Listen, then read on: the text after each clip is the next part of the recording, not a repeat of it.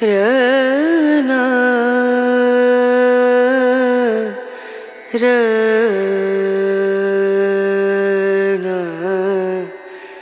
रनु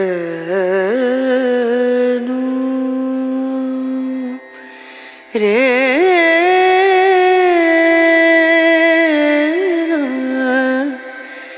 रे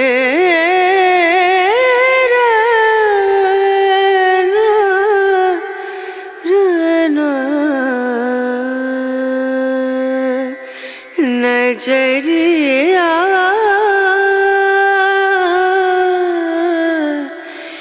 लागे नहीं कहीं ओ नजरिया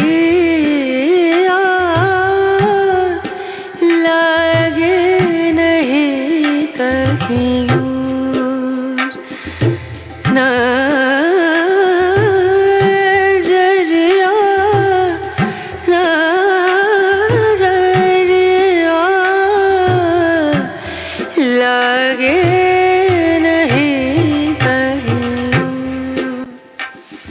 নমস্কার বন্ধুরা, শুভ সকাল সবাইকে।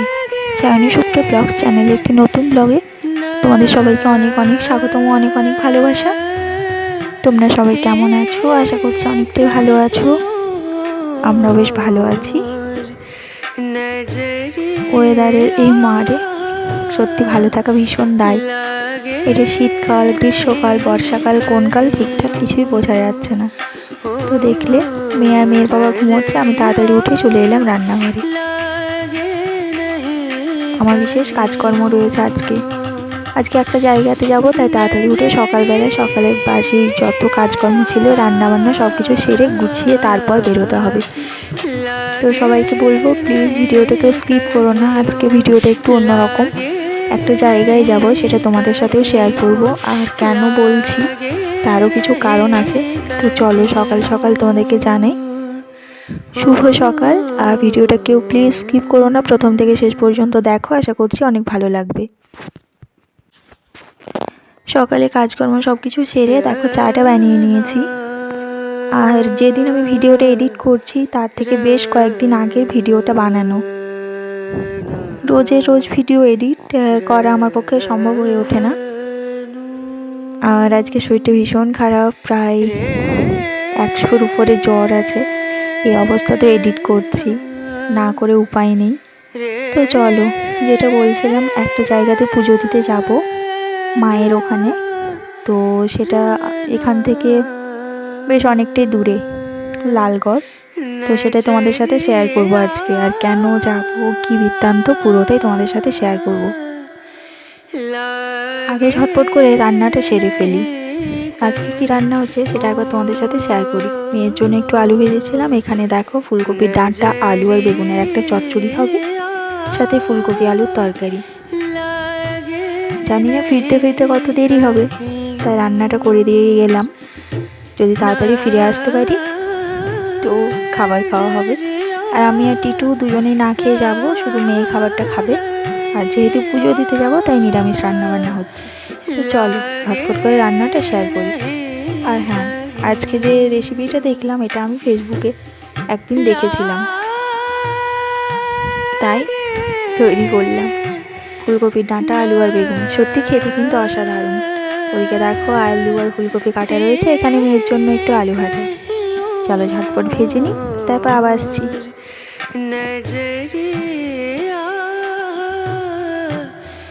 लागे नहीं कहीं ओ नजरिया लागे नहीं कहीं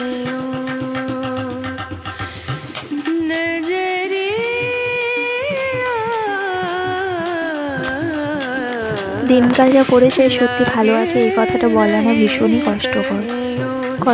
মানে কষ্টকরের থেকেও বড় কথা, ভালো আছি, সুস্থ আছি, এটাই এখন জীবনে বেঁচে থাকার মূল লক্ষ্য। আগে মনে হতো অনেক টাকা পয়সা, গাড়ি বাড়ি এগুলো হয়তো ভালো থাকার একটা উপায়, কিন্তু যত সময় যাচ্ছে বোঝা যাচ্ছে, বুঝতে শিখছি যে না, জীবনে সুস্থভাবে বেঁচে আছি, এর থেকে বড় আর কিছুই হতে পারে না। কিছুদিন আগে বলবো না, কিছু মাস আগে আমার জীবনের উপর দিয়ে যেটা বয়ে গেল, এমন একটা ভয়ঙ্কর পরিস্থিতির মধ্য দিয়ে আমি গেলাম, যেটার কথা সত্যি আর আমি মনে করতে চাই না, সাথে কাউকে বলতেও চাই না। আসলে যার হয় না সেই বোঝে যে কিরম পরিস্থিতি। সে অবস্থায় দাঁড়িয়ে মনে হয় যে সত্যি ভালো আছি, বেঁচে আছি, এটাই অনেক। মায়ের কাছে অনেক প্রার্থনা যে মা আমাদেরকে সুস্থ রেখেছে। এই জন্য যাবো পুজো দিতে। হঠাৎ করে টিটুর যখনকে শরীর খারাপ হয়, ওর তো সেরকম কোনো শরীর খারাপ ছিল না, হঠাৎ টেস্টের পরে যখন আরও অনেক কিছু টেস্ট করতে দেয়, দিয়ে আসে রিপোর্টটা, মানে পুরো আমার চারিদিকে অন্ধকার লাগছিল, কোথায় যাব কি করব কিচ্ছু বুঝতে পারছিলাম না। মানে আমার জীবনে এত কম বয়সে, মানে এইটুকু জীবনের মধ্যে এত বড় ধাক্কা, সত্যি আমি সামলাতে পারছিলাম না। একা একা কোথায় যাব, কাকে বলবো, কি করব, পুরো আমার পৃথিবীটাই একটা টালমাটাল অবস্থা হয়ে গেছিল। সেই সময় হঠাৎ করে মনে পড়ে যে আমি কোথাও একটা ভিডিওতে দেখেছিলাম, তো আমরা লালগড়ের ওখানে যাই, মায়ের ওখানে মন্দিরে। তো সেই দিনকে গিয়ে মায়ের পুজো টুজো কোনো কিছুই দিতে পারিনি, এত দেরি করে গেছিলাম, সব কিছুই ততক্ষণে হয়ে গেছিল। তো মানত করে এসেছিলাম মায়ের কাছে, আজকে যাব সেটারই পুজো দিতে, আর তোমাদের সাথেও শেয়ার করব। যদি কেউ বিপদে পড়ো, সত্যি চোখ বন্ধ করে মাকে ডেকো, নিশ্চয় মা আমাদেরকে উদ্ধার করবে। এত পরিমাণ শরীর খারাপ লাগছে, বসতে ইচ্ছে করছে না, ভিডিওটা এডিট করতে ইচ্ছে করছে না, কিন্তু চলো তোমাদের জন্য এটুকু কষ্ট তো করাই যায়। আর হ্যাঁ, যেটা বলছিলাম, সত্যি যদি মন থেকে মাকে ডাকো না, মা নিশ্চয়ই তোমাদের ডাকে নিশ্চয়ই সাড়া দেবেন। চলো, এদিকে আমার তরকারিটা প্রায় হয়ে এসছে, ঘড়িতেও অনেক বেজে গেছে। গ্যাসটা থাকলে বেশ সুবিধে হয় আমার, কিন্তু যেহেতু নেই তাই সেটার কথা বলে লাভ নেই। ঝটপট এখানে উনুনে রান্নাটা সেরে আমাকে রেডি হয়ে নিতে হবে। তো এদিকে তোমাদের সাথে শেয়ার করি কি কি রান্না হলো। এখানে দেখো, আলু ফুলকপির ডাঁটা দিয়ে বেগুন, এখানে ফুলকপি আলু আর টমেটোর তরকারি। যদি বাড়ি ফিরতে পারি তাড়াতাড়ি তাহলে এসে ভাতই খাবো, কারণ কাল রাত্রের খাওয়া, তারপর থেকে আর কিছু সকাল থেকে খাওয়া হয়নি। টিটুও উপোস করে আছে, সাথে আমিও।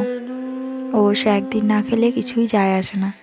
এখানটাকে ঝটপট একটু পরিষ্কার করে নিই, রান্নার পরে বাসনগুলো যদি পড়ে থাকে না, দেখতে খুবই বাজে লাগে, সাথে জল টল পড়ে রয়েছে।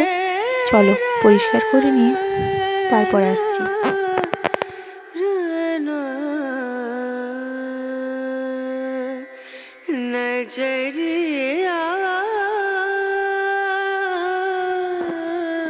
তো তাড়াতাড়ি করে কোনো রকমে একটু স্নান করে নিলাম, ভীষণ ঠান্ডা।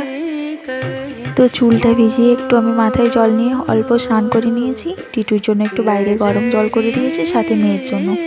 মেয়েকে স্নান করিয়ে দেখো রেডি করে দিয়েছি, আমিও শাড়ি টাড়ি পরে রেডি। এবার আমরা বেরিয়ে যাব। আর অনেকটা যেহেতু রাস্তা, বাইকে যেতেও বেশ অনেকটাই সময় লাগবে, সাথে আবার রয়েছে ভীষণ ঠান্ডা হাওয়া। তো দেখো আমরা পৌঁছে গেছি, রাস্তায় নয় ভিডিওটা অন করতে পারিনি, মেয়েকে কোলে নেওয়া ছিল, ও কিছুতেই মাঝখানে বসতে চাইছিল না। এটাই হচ্ছে আমরা যেখানে পুজো দিতে যাই, জায়গাটার নাম আমার ঠিক একটা মনে পড়ছে না, তবে লালগড় বাস স্ট্যান্ডে, লালগড় ব্রিজের আগে, লালগড় টাউনটা পেরিয়ে একটু গেলেই এটা দেখো মায়ের মন্দির। এখানে কি কি ঠাকুর আছে সেটা একটু তোমাদের সাথে শেয়ার করি। মা মনসা রয়েছে, গোপাল রয়েছে। এই যে মন্দিরটা দেখছো, এখানে কিন্তু এখন পুজো দেওয়া হয়ে গেছে। আর ভিডিওটা কখন বানাচ্ছি জানো, মন্দির বন্ধ হওয়ার পর, মানে 2টোর পরে। আমার পুজো টুজো দেওয়া কমপ্লিট হয়ে গেছে, তখন আমি কোনো রকম কোনো ভিডিও বানাইনি। তারপর এখানে রয়েছে ভোলে বাবা, আবার রয়েছে হরির মন্দির, মা শীতলার মন্দির। আসলে পুজোর আগে না আমার একদমই ভিডিও বানাতে ইচ্ছে করছিল না। আগে মন দিয়ে মাকে পুজোটা দিলাম, তারপরে টিটুকে বললাম যে একটু কি আমি ভিডিও বানাবো, তুমি যদি বলো তো। ও যদি অ্যালাউ না করতো আমি বানাতাম না। তো চলো, মায়ের যে একটু দর্শন করাতে পারলাম তোমাদেরকে, সেটাই অনেক। ভেতরে মায়ের মূর্তি রয়েছে, বাইরে থেকে চাবি দেওয়া। এখন পুজো শেষ হয়ে গেছে, প্রায় অনেকক্ষণ হলো। আমরা অল্প ওখানে টিফিন করে নিয়েছি, বাড়ি যেতে যেতে বেশ অনেকটাই হয়ে যাবে। তো চলো এবার আমাদের বাড়ি ফেরার পালা। আর ওখানে দেখো একটা দাদু বিক্রি করছিল ঘুগনি আর মুড়ি, আমরা সেখান থেকে অল্প অল্প খেয়ে নিয়েছি। মেয়ের বাবা রেডি, আমরা বেরিয়ে পড়লাম। এদিকে দেখো ধান কাটার শেষে না সবাই আলু চাষ করছে। লালগড়ের আলু কিন্তু খুবই বিখ্যাত, ভীষণ পরিমাণে চাষ হয়। চারিদিকে দেখো যতদূর চোখ যায় পুরো পুরো বিঘার পর বিঘা জমি জুড়ে শুধু আলুতে ভর্তি। তো আজকে ব্লগটা কেমন লাগলো জানিও, যদি ভালো লাগে তাহলে লাইক কমেন্টে শেয়ার করো। কেমন, আজকের মতো আসি, টাটা সবাইকে, ভালো থেকো, সুস্থ থেকো, সাবধানে থেকো। আর যদি বিপদে পড়ো অবশ্যই মাকে ডেকো, মা নিশ্চয়ই রক্ষা করবেন। তো চলো আসি আজকের মতো, টাটা।